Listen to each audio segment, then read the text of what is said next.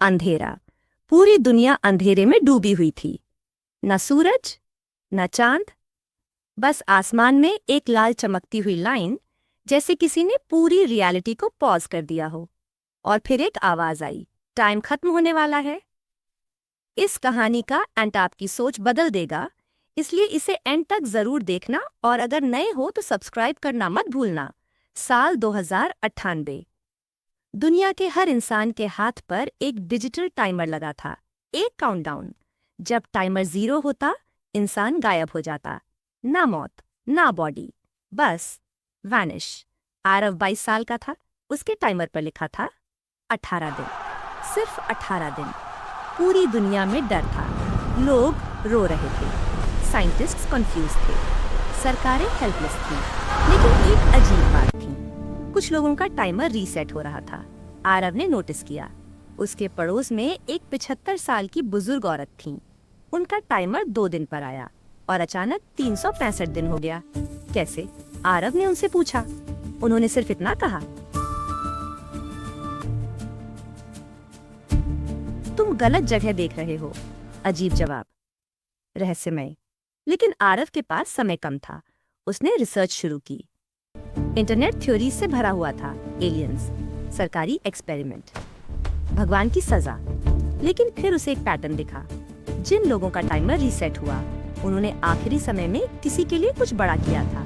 किसी ने किसी की जान बचाई, किसी ने अपनी पूरी जमा पूंजी दान कर दी,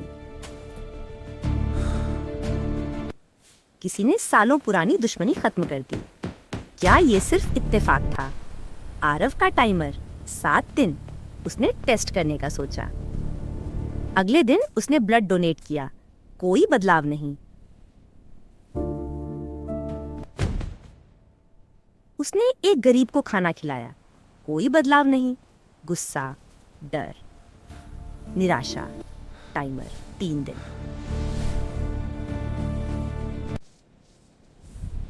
तभी उसने अपनी माँ को देखा, हॉस्पिटल के बेड पर, कैंसर, लास्ट स्टेज। आरव सालों से उनसे नाराज था। बचपन में उन्होंने उसे बोर्डिंग स्कूल भेज दिया था। उसे लगा उन्होंने उसे छोड़ दिया, लेकिन सच्चाई, उन्होंने अपनी नौकरी छोड़ी थी। 2-2 शिफ्ट में काम किया था, सिर्फ उसकी पढ़ाई के लिए। आरव को ये बात अब पता चली। टाइमर 1 दिन, रात के 11:57, सिर्फ 3 मिनट। आरव माँ के पास बैठा, उनका हाथ पकड़ा और बोला, माँ, मुझे माफ कर दो, मैं गलत था।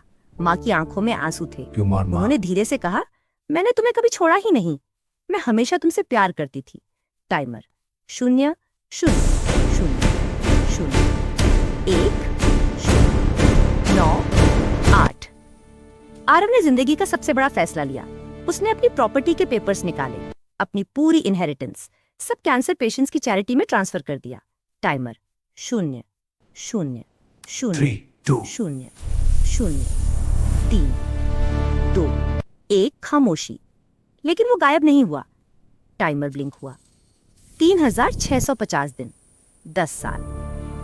आरव समझ गया, ये सजा नहीं थी, ये एक टेस्ट था। सिस्टम इंसान की वैल्यू माप रहा था। दिल से माफ करना, अपना आराम छोड़कर किसी और के लिए खड़ा होना। तभी टाइमर रीसेट होता था।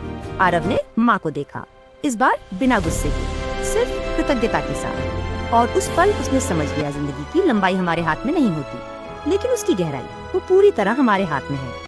जिंदगी का असली मतलब सिर्फ सांस लेना नहीं है, बल्कि दूसरों की जिंदगी में फर्क डालना है। सैक्रिफाइस हमेशा पैसे देना नहीं होता, कभी कभी अपना अहंकार छोड़ देना सबसे बड़ा त्याग होता है। अगर आज आपके हाथ पर भी टाइमर शुरू हो जाए, तो क्या आप तैयार हैं? दोस्तों, इस कहानी से हमें क्या सीख मिलती है? साफ, जिंदगी की असली कीमत उसके सालों में नहीं, बल्कि हमारे फैसलों में होती है।